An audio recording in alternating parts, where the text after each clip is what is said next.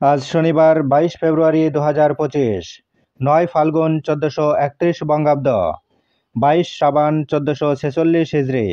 জানিয়ে দেব আজকের দৈনিক ইত্তেফাক পত্রিকার শিরোনামগুলো। রাজধানীতে চাপাতি আতঙ্ক, নেপথ্যে কিশোর গ্যাং। রাজধানীতে অপরাধমূলক কর্মকাণ্ডে জড়িতদের 40%ই কিশোর। সঞ্চয় ভেঙে খাচ্ছে মানুষ।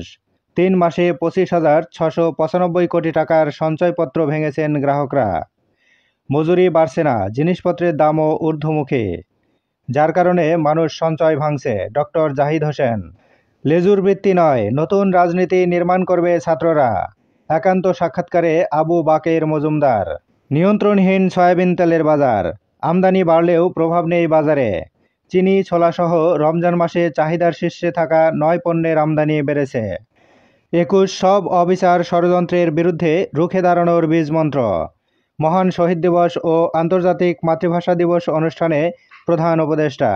আজ আত্মপ্রকাশ হচ্ছে বৈষম্য বিরোধীদের নতুন ছাত্র সংগঠন। বগুড়ায় ট্রাক ও অটোরিকশা মুখোমুখি সংঘর্ষ, নিহত 5। অমর 21-এ পালিত, শহীদ মিনারে সর্বস্তরের মানুষের শ্রদ্ধা। রাতের ভোটের এসপিদেরও অবসরে পাঠানো হবে, আসিফ মাহমুদ। ধামরাইয়ে দিন দুপুরে সাবেক ইউপি সদস্যকে কুপিয়ে হত্যা।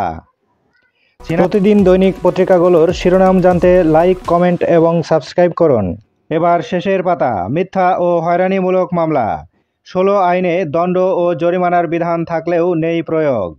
দেশে ক্যান্সারে আক্রান্ত শিশুদের 80%রই ব্লাড ক্যান্সার। অতিরিক্ত ফাস্টফুড ও কোমল পানীয় শিশুদের ক্ষতি ডেকে আনছে। বাংলাদেশে সন্ত্রাসবাদকে স্বাভাবিকীকরণ করা উচিত হবে না, ভারত।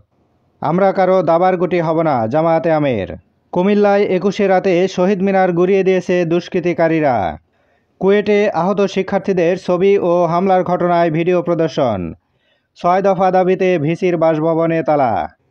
নির্বাচিত হলে খালেদা জিয়া রাষ্ট্রপতি, তারেক রহমান প্রধানমন্ত্রী, এটি বিএনপির অবস্থান নয়, রিজভী।